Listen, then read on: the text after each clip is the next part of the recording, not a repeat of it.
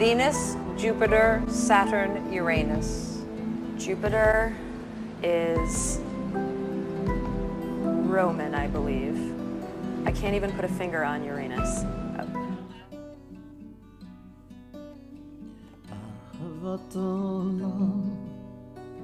Welcome, Bruchim Abiyim. I'm Rabbi Paul, your virtual rabbi. You have found Beit Virtuali. Haftarah is about to be read, so instead of taking a coffee break, let's actually spend a little time jumping into it. Starting with the realization and, well, admitting that there are joyful moments when we realize that we are not quite as adult as we'd like to think. Yes, in the 5th grade, we tittered, snickered, and chortled when a teacher mentioned the planet Uranus. It just happened, and if you're immune, we probably didn't hang, or you did not use the American pronunciation, rendering my teeters senseless. And yet, it cannot be that I am the only one who still works hard to control an occasional bout of puerile humor. On the one hand, there are academic endeavors. On the other hand, Beavis and Butthead. That's a cool logo. Give this a try. But I'd love to answer any questions you have about Judaism. Is there a guy inside Iron Man?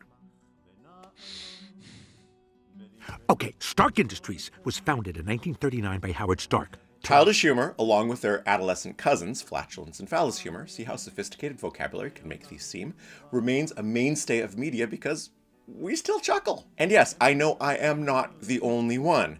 Words are said, and we go quickly to, that sounds like, when that sounds like is the quickest low humor we can reach. And then we laugh, simultaneously feeling ashamed and tickled. And yes, inevitably, someone will be offended.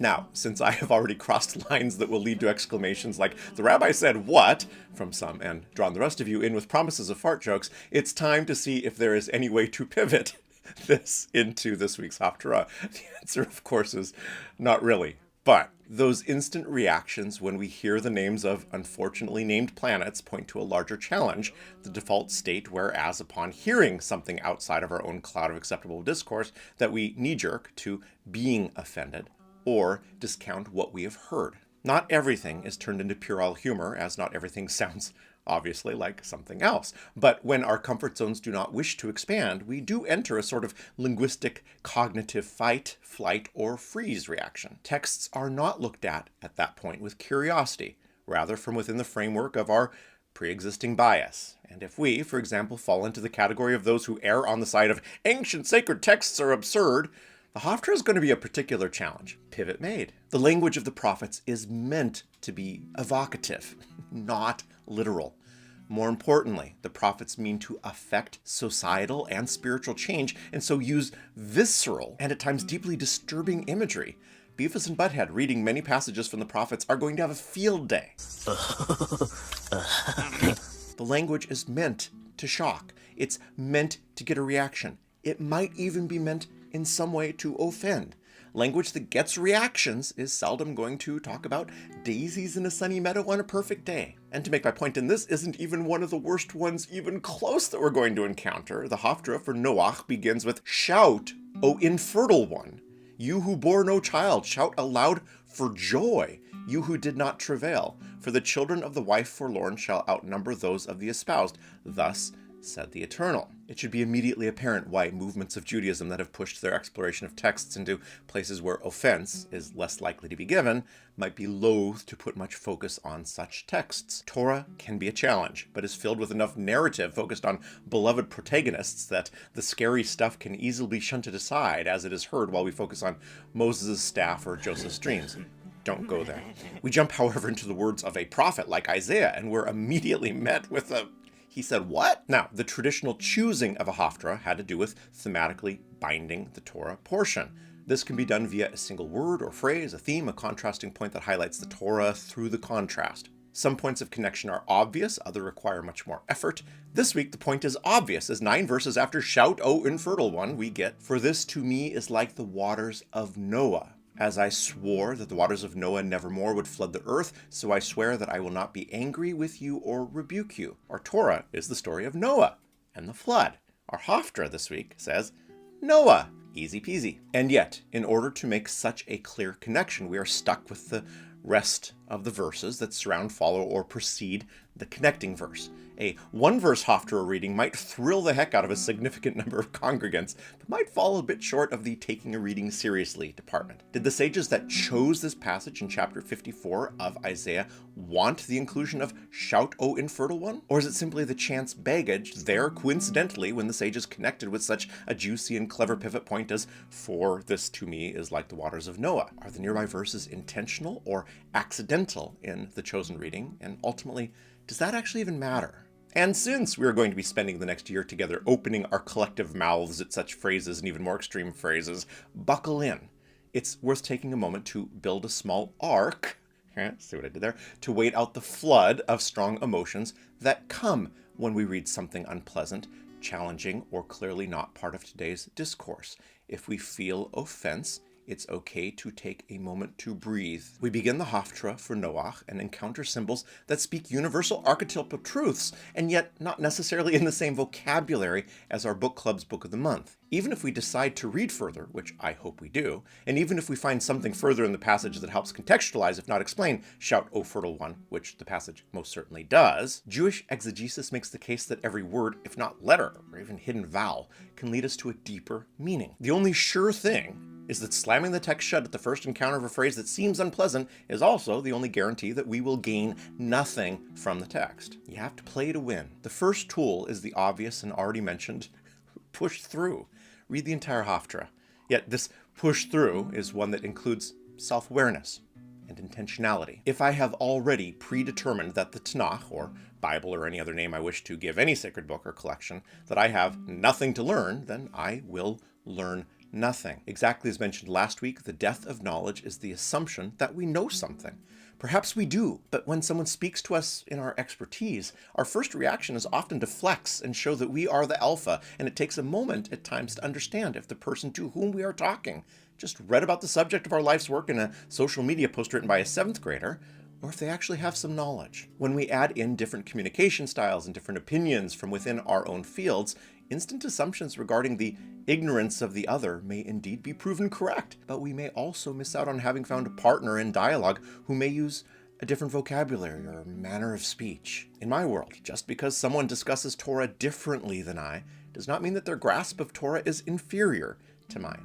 Either way, if we enter every conversation as the expert, we have premeditated freezing our knowledge at its current state, in addition to showing ourselves to be a tool at every social gathering. The moment we read "Shout, O infertile one," unless we are one of a handful of people whose life's work is the prophetic texts, we don't know what Isaiah's getting at. We can't. It's not clear, it's not obvious, and it's not necessarily meant to be. We're meant to feel, but not necessarily understand. The slamming shut of the text is not because we know what comes next, rather because we assume that what comes next will be equally as bad, which in this case is simply a euphemism for equally as challenging to understand without delving further. The assumption that we are superior to ancient texts because we exist now, at a time where some moralities have evolved, is no different than assuming I'm the only expert. I know I have nothing to learn, so no matter what happens next, my assumption will be proven. The second tool is placing the speaker in time and place, or in this case, the prophet in time or place. When looking backward, we tend to telescope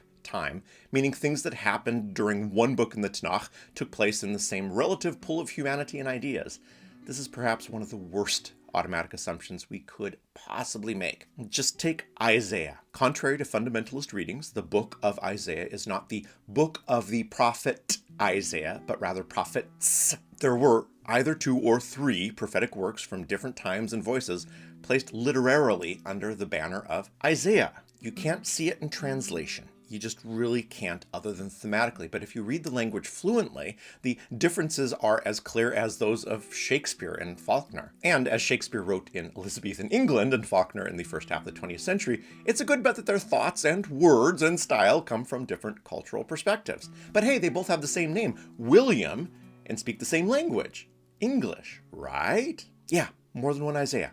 It matters that Proto-Isaiah, chapters 1 to 39, were written by Isaiah, son of Amoz, who lived somewhere between 750 and 800 BCE. Second, or Deutero-Isaiah, just chapters 40 to 55, wrote in the mid-6th century. Big deal? Well, often that 200-year gap looked at through the telescope provokes shrugged shoulders. Yeah, it all happened in a desert a long time ago. 2,700 years ago, 2,500 years ago. It was all old and before the iPhone. Who cares? Except that 200 years ago from today, the War of 1812 was being fought. The US president was James Madison. The King of England was George III. And yes, there were no iPhones, but gentlemen still wore wigs. Penicillin was still 100 years in the future, meaning you were probably going to die from your simple infection. Hand washing in hospitals was not really a thing. And you could not find old MTV cartoons online with a simple flick of a pinky.